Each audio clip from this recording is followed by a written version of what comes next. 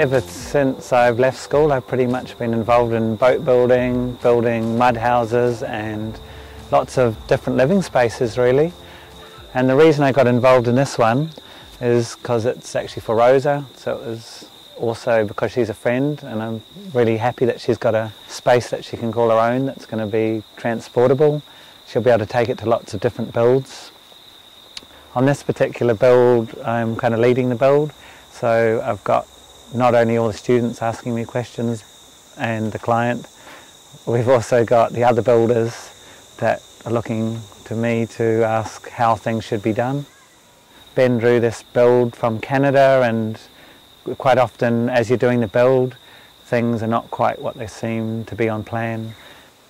Up north I'm a builder, so I build lots of residential houses, and there's always problems between the plan and the actual build. There's always things that just never work, and this house has been no exception to that. It's quite an interesting design. It's got lots of curvy shapes, which is what Rosa wanted. It's kind of a little bit boaty. It's got those curved roof and curved rafters. The rafters are actually kind of like a boat building technique. You make them on a jig, so they're laminated and bent up. So from the inside it actually has quite a boaty feel, this thing. But I think the most difficult thing would be just all of the quirky little bits.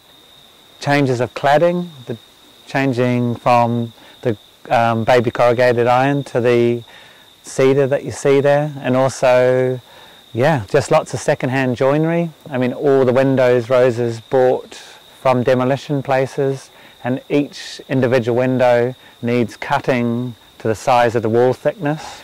The wall thicknesses change on lots of walls because of different cladding materials.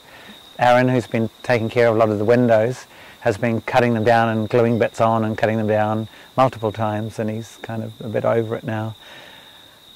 We originally planned to put cavity battens on this build. It was actually on the plan, and we've eliminated them now. We decided they weren't necessary because they were just proving to be too hard to use, and it also added 40 mil to the overall dimension of this trailer. Cavity battens are 20 mil on each side, so that's an extra 40 mil. So we've chosen to take them off altogether, and I'm quite happy with that decision.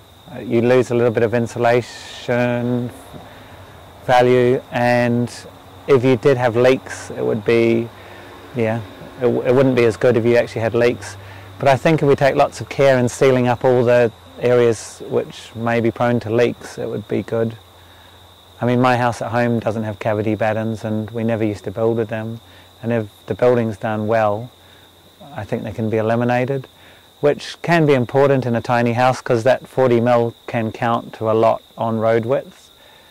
We're always trying to keep these trailers under 2,550 in New Zealand, so yeah, every little bit counts. See, there's two different builds going on here. One was a pre-cut steel frame. The steel frame is going to be lighter. Most of the builders over there have hated working with it, and I think I would too. It's very hard to modify, and I think if you're a home builder it would probably be something I'd stay away from. Unless you've got a really good design and everything's 100% and you don't have to modify it, it might be alright. But you still have trouble trying to affix cladding to the inside, cladding to the outside. It's a difficult thing. Wood's a lot easier to use, and this tiny house is quite a bit smaller than the other one. So I think they'll both be probably around the maximum weight we're allowed in New Zealand, which I understand is 3.5 tonne is the trailer weight. I think this trailer is about 750 kilos, so you've already lost that off your final tiny house weight. The choice of materials like cladding, this baby corrugated iron is quite light, but this particular timber, Leyland cypress, is also quite a light timber, and I think that it's probably a similar weight overall to the iron. So it's more of a cosmetic thing that they've decided to change for the materials. Some of the timber in here, like the mezzanine floor, is 35 mil white oak, and if you pick up one of those planks they're fairly heavy. So you've got to be careful with the timber that you choose. You know, you could, if you can think about it like, last year I built a yacht, a big aluminium catamaran, and catamarans, every bit of weight counts. If you pick up a bit of wood, you're like, do you really need this? Can you use something else? And I think the same thing should probably pass over into tiny houses. You know, if you've got lining, you really don't need to use a dense hardwood. If you can use a lighter material, it's really good. There's plywood they make now, which is out of Polonia, and if you can pick up a 20mm sheet and it's really light, if you pick up a 20mm sheet of some Meranti ply, it's super heavy. So if you're aware of that all through the build, you may be able to keep into your weight restrictions. So if you want to use recycled timber in New Zealand, I guess you're looking for remus, kauris, the ones that we're not cutting so much anymore. If you want to use that, it's quite often recycled, and it's quite often quite feature, which is cool. This is what this build, it kind of suits it.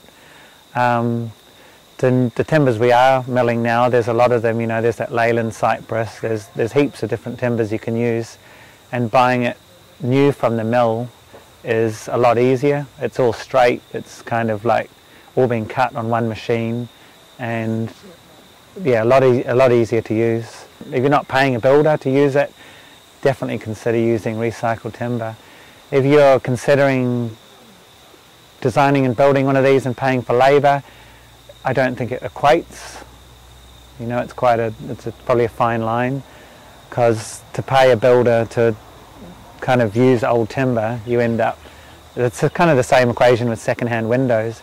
If you buy second-hand joinery, generally they need sanding back, oiling, new hinges, all kinds of work needs to be done, and if you're paying an hourly rate for that, it almost is better to just buy brand new joinery. If you're building it yourself and you've got lots of time and you enjoy doing it, for sure, do that. My house at home, I think all my windows, nearly all of them have been free. Some of them I bought off Trade Me and spent days rebuilding them and going, oh, what did I do this for?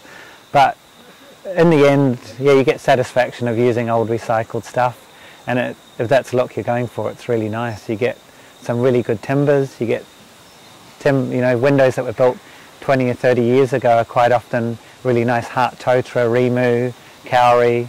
You get really nice cedar, and to buy the same timber nowadays will cost you a lot of money.